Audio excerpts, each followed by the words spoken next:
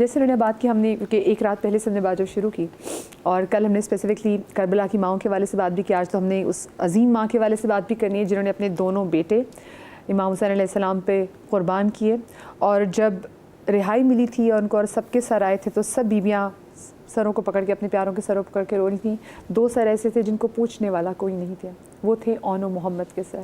اور اون و محمد وہ کہ جن کی نانی سیدہ بطول ہیں, وہ کہ جن کے پر نانا رسول خدا صلی اللہ علیہ وسلم ہے, وہ جن کے نانا مولا علی ہیں. تو آپ سوچیں ان 2 بچوں, کیونکہ انہوں نے اپنے بھائی پہ وہ بچے فدا کر دیے تھے اپنے.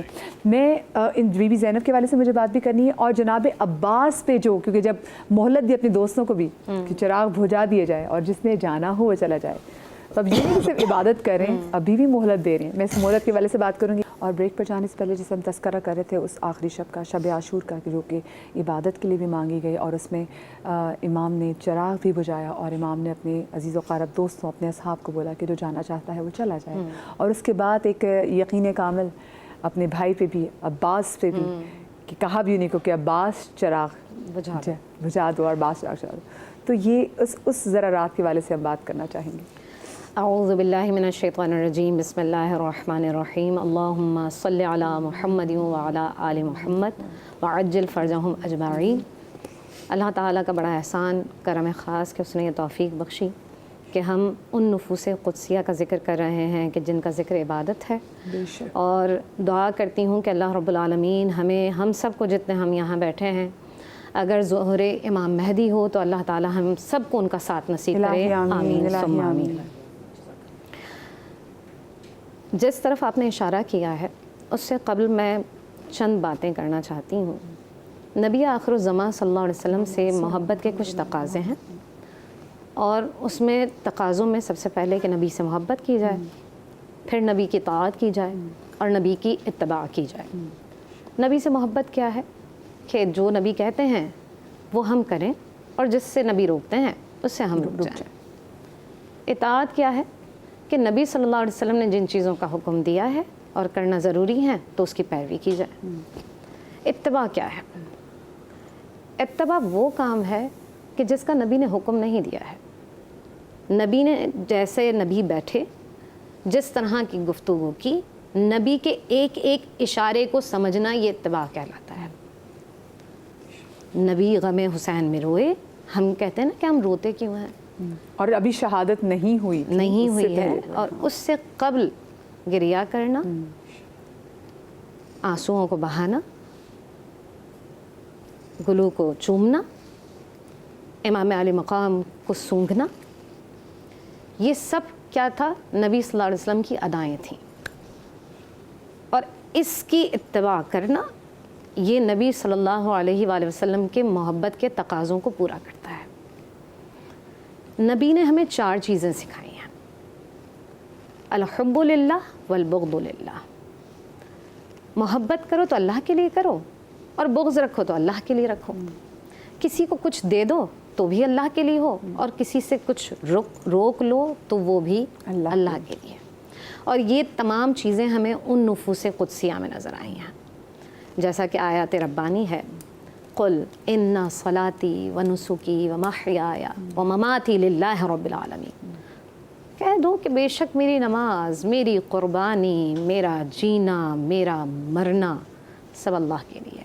میں یہ سمجھتی ہوں کہ اس آیات کو ذرا غور کریں نا تو ایسا بالکل کلیئر ہوتا ہے. امام علی مقام کی جو شہادت ہے نا اس میں کلیئر ہے, نماز کے بعد قربانی, ان کا جینا, ان کا مرنا سب اللہ کے لیے. بے شک بے شک. اور پھر ہم اس منظر کو دیکھتے ہیں کہ اندھیری رات ہے. آپ نے ایک سوال کیا تھا کہ ایک دن کی مہلت کیوں مانگی. میں یہ سمجھتی ہوں کہ جب کوئی بھی تقریب ہوتی ہے نا, اس سے ایک دن پہلے بڑی تیاری کی جاتی ہے. کرنا کیسے ہے؟ آپ کو پتہ ہے کہ اس رات امام نے سب سے قریب کس کو کیا, کس کو بلا کے نصیحتیں کی ہیں, کس کو بلا کے وصیتیں کی ہیں؟ وہ شریکہ امام حسین ہے, عقیلہ بنی ہاشم, عقیلہ کا مطلب کیا ہے کہ بنی ہاشم کی سب سے ذہین عورت کو بلایا ہے امام نے، ٹھیک ہے. اور پھر امام کی جو گفتگو ہے نا، کیونکہ امام جانتے ہیں کہ میرے بعد جو سرپرستی کرنے والا ہے، جو قافلے کو لے کر چلنے والا ہے، جو بچوں کا دھیان رکھنے والا ہے، اللہ اکبر. اہل بیت کے ذکر کو عام کرنے والا ہے، جو سب کو سمیٹنے والا ہے، جو لہجہ علی میں گفتگو کرنے والا ہے، وہ کون ہے؟ جناب زینب بنت علی. جناب زینب ہے. امام نے حجت تمام کی کہ ایسا نہ ہو کہ لوگ سمجھیں کہ کسی دباؤ کی وجہ سے امام کے یہ دوست ہیں. میں نے کل ایک بات کی تھی کہ اخلاص کیا ہے کہ بالکل آمیزش بھی نہ ہو، چھانٹ لیا جائے. تو اخلاص سے چھانٹے ہوئے نفوس قدسیہ ہیں. اور اب کہا کسی کو بھی حکم ہو سکتا تھا آپ چلا دیں، آپ بجھا دیں، آپ بجھا دیں، لیکن عباس وہ ہیں کہ جن کی تربیت ایسی کی ہے، ایسی تربیت کی ہے کہ انہوں نے سکھایا تھا کہ تم غلام ہو، یہ تمہارے آقا ہیں. اور تمام زندگی مولا حسین کو انہوں نے آقا کہہ کر پکارا ہے، بھائی نہیں کہا. بھائی نہیں کہا. تو جناب عباس جو ہے نا، جب چراغ بجھا دیا گیا اور شاید ان نفوس میں یقین تھا امام کو کہ کوئی نہیں جائے گا، بلکہ رونے کی آواز بلند ہو گئی اس وقت. ہاں. اور امام نے جب چراغ جلوایا دوبارہ، سارے موجود ہیں. یہ امام کے وہ حامی ہیں جنہوں نے امام کی دوستی کا حق ادا کیا ہے. اور آپ یہ دیکھیں کہ تمام رات یہ جو جناب زینب کی اگر ہم بات کریں نا، جناب زینب نے اپنے نکاح سے قبل ایک شرط لکھوائی تھی. وہ شرط یہ تھی کہ جب بھی امام کہیں سفر پر جائیں گے تو زینب ساتھ جائیں گی، کیونکہ زینب کو پتہ تھا کہ زینب کی گفتگو میں علی کی جھلک آتی ہے. اور جناب زینب وہ نفوس قدسیہ میں شامل ہیں کہ جن کی نماز شب کبھی قضا نہیں ہوئی ہے، شب عاشور بھی نہیں اور شب عاشور کے بعد بھی نہیں. نقاہت کی وجہ سے اور غم کی وجہ سے اس دن کی جو شب عاشور کے بعد کی نماز ہے وہ آپ نے بیٹھ کے پڑھی تھی. آپ دیکھیں کہ شب عاشور میں جب امام نے چراغ بجھا دیا، دیکھ لیا کہ سب حاضر ہیں، تو اب مائیں ذہن تیار کر رہی ہیں. اور محمد کی آپ نے بات کی، یہ اتنا آسان نہیں تھا لیکن ان کے لیے بڑا آسان تھا. انہوں نے تیار کیا کہ دیکھو جو تربیت تمہاری شروع سے ہو رہی ہے اسے بھول تو نہیں گئے ہو. جو میں آپ کو بتانا چاہ رہی تھی کہ وہ جو رات تھی نا، وہ دراصل پریکٹس کی رات ہے کہ کل ہم نے کیا کرنا ہے. کل نفوس پریپیئر ہوتے ہیں. کل تو جیسے بی بی فاطمہ الزہرا سلام اللہ علیہا نے جب نبی صلی اللہ علیہ وسلم نے ایک مرتبہ کوئی بات کہی تو آپ روئیں، اور پھر فوراً دوسری بات کہی تو آپ مسکرائیں. کہا، اور جب ان سے پوچھا کہ کیا بات تھی تو انہوں نے کہا کہ پہلے ابا نے یہ بات کہی کہ میں تم سے رخصت ہونے والا ہوں، اور جب دوسری بات کہی تو آپ مسکرائیں. اور آپ نے کہا کہ نبی صلی اللہ علیہ وسلم نے مجھے خبر دی ہے کہ تم سب سے پہلے ملاقات کرنے والی ہو. یہ جو ملاقات ہے نا، اس ملاقات کو کہ آج کل جو ہے تم ہمارے نانا سے ملاقات کرنے والے ہو، ان نفوس سے ملاقات کرنے والے ہو جن کے لیے دنیا کائنات سجائی گئی ہے، سنواری گئی ہے. تو سلام ہو ان کی آل پر. اور میں یہ سمجھتی ہوں کہ آج اگر ہم یہ سمجھ لیں کہ ان کی محبت کتنی ضروری ہے تو ہماری زندگی کا مقصد ہمیں حاصل ہو سکتا ہے. کیا کائنات میں کوئی ایسی ماں ملتی ہے جو کہ اپنے دونوں بیٹوں کو اپنے بھائی پہ فدیہ کر دے؟ یہ عزم، یہ حوصلہ، اور بیسکلی جو یوم عاشور میں صرف شجاعت یہ نہیں کہ کربلا کے میدان میں امام حسین نے دکھایا، تو شجاعت تو جناب زینب کی جانب سے بھی دکھائی گئی تھی.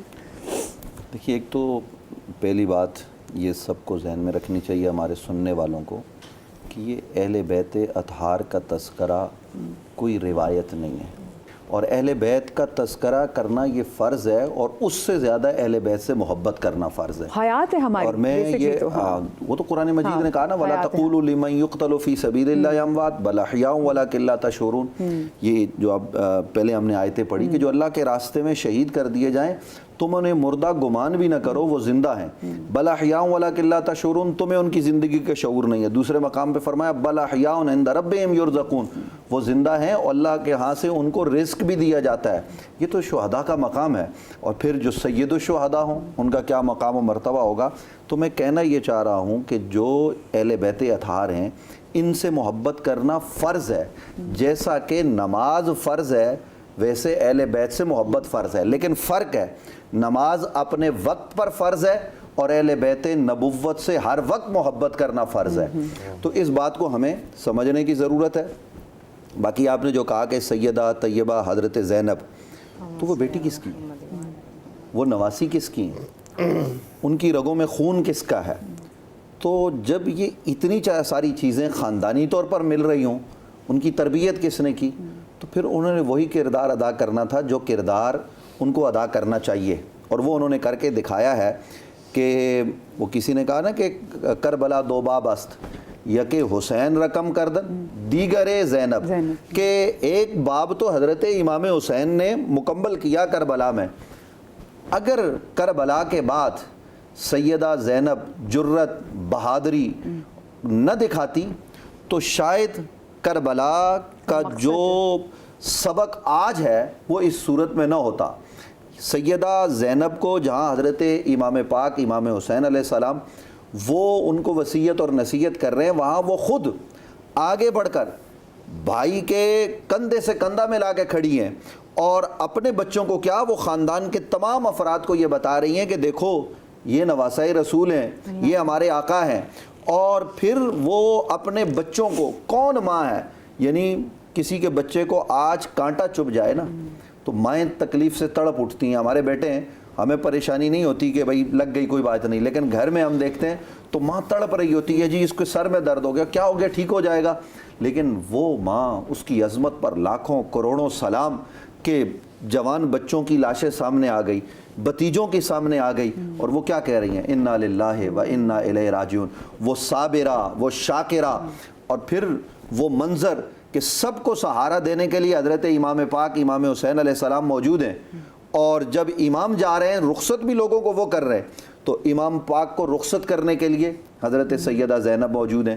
اور پھر حضرت امام پاک امام حسین کی شہادت کے بعد وہاں کربلا میں جو کچھ ہوا، اور کربلا کے بعد پھر جب ابن زیاد کے سامنے آپ نے لوگوں کو بتایا کہ دیکھو ہم کون ہیں، اور جب وہاں دمشق کی گلیوں میں ان کو چلایا گیا نا تو لوگوں نے یہ کہا کہ یہ تو باغی تھے حکومت کے، ان کو قتل کر دیا گیا. لوگ چھتوں پہ چڑھ کر اس جلوس کو دیکھتے تو سیدہ طیبہ حضرت زینب لوگوں کو بتاتی کہ ہم باغی نہیں ہیں، بلکہ ہم رسول کے گھرانے کے لوگ ہیں،